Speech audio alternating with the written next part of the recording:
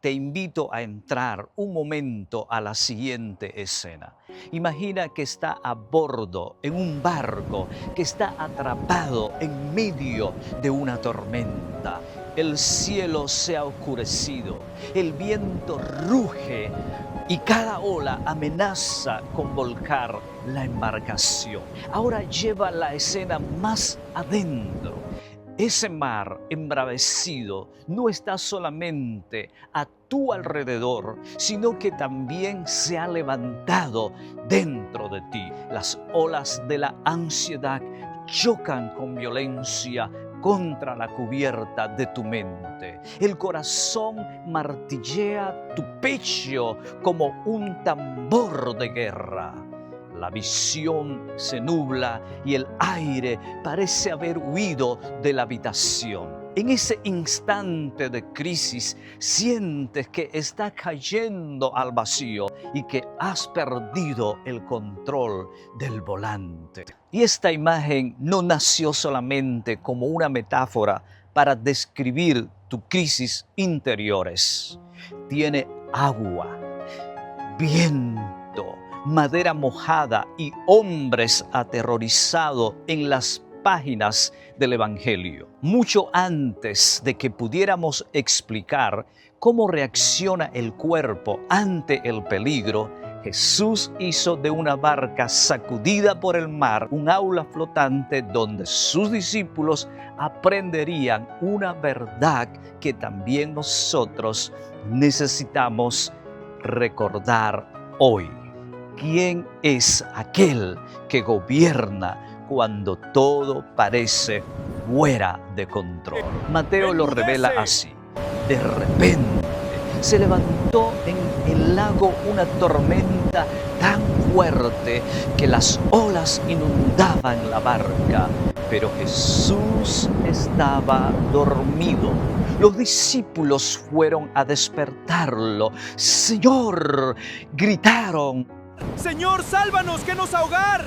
¿Por qué tienen tanto miedo, hombres de poca fe? Levantó, reprendió a los vientos y a las olas y todo quedó completamente tranquilo. Detente en las primeras palabras. De repente, hay tormentas que anuncian su llegada, pero hay otras que irrumpen como un sismo, sin previo aviso, sin concederte tiempo para prepararte. De repente llega una llamada, de repente aparece un diagnóstico, de repente se rompe una relación, de repente pierdes tu fuente de ingreso, de repente algo despierta dentro de ti, una angustia que creíste superada.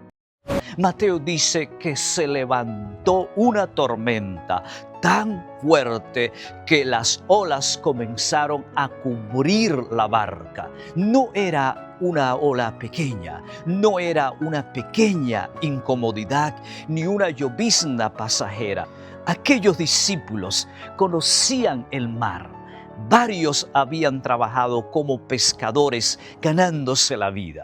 Si ellos estaban aterrorizados, el peligro era real. La fe no niega que las olas existan. No llama imaginación al agua que ya está entrando en la barca. Hay circunstancias verdaderamente dolorosas, pérdidas que sacuden y crisis que sobrepasan nuestras fuerzas. Creer en Dios no significa fingir que nada está ocurriendo.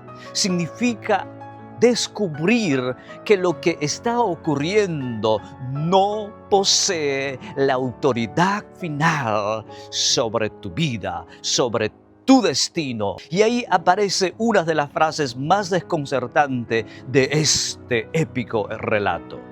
Pero Jesús estaba dormido. Mientras la barca se llenaba de agua, Jesús dormía. La tormenta hacía ruido, pero no podía alterar su identidad como el príncipe de paz inalterable. Las olas sacudían la embarcación, pero no podían destronar su soberanía. Jesús no dormía porque ignoraba el peligro, ni porque fuera indiferente e insensible al miedo de sus discípulos. Dormía porque la tempestad nunca tuvo sobre él la autoridad Señor, que sálvanos, tenía que nos ahogar. sobre ellos. A veces lo que más nos angustia no es en sí la tormenta, sino el aparente silencio de Dios en medio de ella. Oramos y no vemos cambios.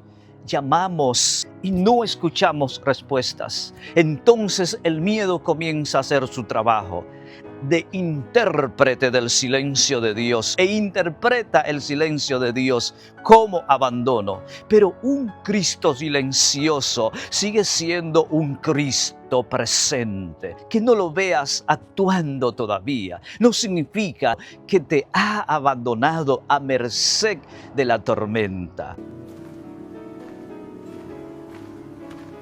Yo siempre voy a estar contigo. Los discípulos corrieron hacia él gritando: Señor, sálvanos, que nos vamos a ahogar. Aquella oración no tenía lenguaje refinado, era un grito nacido de la desesperación. Y aquí hay algo profundamente consolador. Cuando sientas que te falta el aire, no necesitas construir una oración perfecta. Basta con saber hacia quién correr. Ellos acertaron con despertar a Jesús, pero se equivocaron al creer que la tormenta había tomado el control de su destino. Sus labios llamaban a Cristo Señor, mientras su miedo trataba a las olas como si ellas fueran las verdaderas soberanas de sus vidas y destinos. Eso nos ha sucedido a nosotros también en determinadas ocasiones. Declaramos con la boca que Jesús es el Señor, pero le cedemos el control de nuestra paz a la crisis. Y en medio de su ataque de pánico, Jesús le hizo una pregunta reveladora. ¿Por qué tienen tanto miedo y tan poca fe? Observa que Jesús colocó el miedo y la fe dentro de la misma pregunta, dentro de la misma ecuación. No fue accidental. En aquella barca ambas fuerzas estaban disputándose el control del timón. Y el principio es sencillo. Cuando la fe crece, el miedo pierde terreno. Cuando el miedo ocupa toda tu atención, la fe comienza a aparecer pequeña. No porque Cristo haya disminuido, sino porque la tormenta se ha agrandado desproporcionalmente dentro de nuestra percepción controlada por el temor. El miedo mira las olas hasta hacerla más grande que Jesús. La fe mira a Jesús hasta devolverles a las olas su verdadero tamaño. Esto no significa que una persona de fe jamás sentirá miedo, ansiedad o reacciones físicas intensas. El corazón puede acelerarse, las manos pueden temblar y la respiración puede entrecortarse. La fe no es ausencia de adrenalina en nuestra vida, es la presencia de una confianza mayor que la amenaza. El problema de los discípulos no fue reconocer que la tormenta era peligrosa, era una amenaza. El problema fue permitir que el peligro se convirtiera en su única interpretación de lo que estaba sucediendo. Su miedo hablaba como si las olas fueran las verdaderas soberanas. Miraban el agua entrando en la barca y llegaron a una conclusión anticipada. Nos Señor, vamos sálvanos, que nos a ahogar. Eso hace el miedo cuando toma el timón. convierte una posibilidad en una sentencia, un diagnóstico en un veredicto, una amenaza en una profecía y un momento difícil en un supuesto final de la historia. Pero Jesús no les estaba preguntando simplemente por qué se le aceleró su corazón. En el fondo le estaba diciendo, ¿por qué están interpretando esta tormenta como si estuvieran solos? ¿Por qué han permitido que esta tormenta les haga olvidar quién viaja con usted? ¿Cómo pueden creer que esta barca se hundirá llevando al Señor de la creación? Quizás hoy sientes miedo. No te condenes por sentirlo, pero tampoco lo entrones en tu vida. Vuelve tu mirada hacia Cristo. Solo recuerda quién es Él, lo que ha prometido y a cuántas tormentas ya te ha permitido sobrevivir. Entonces Jesús se levantó, no negoció con la tormenta, no estudió la velocidad del viento, no pidió ayuda para sostener el timón, reprendió a los vientos y a las olas, y aquello que parecía indomable reconoció inmediatamente la voz del que realmente está al mando. Mateo termina diciendo, y todo terminó con completa tranquilidad. No parcialmente tranquilo, no solamente un poco más tolerable. La misma voz que en Génesis colocó los límites al mar, volvió a hablar y el caos tuvo que detenerse. Esta escena no promete que cada tormenta desaparecerá en el momento exacto en que tú lo deseas. Algunas veces Cristo calma el mar que te rodea.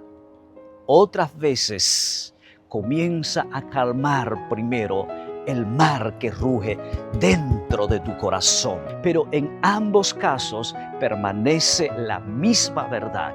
La tormenta puede sacudir tu embarcación, pero tú no estás a merced de la tormenta.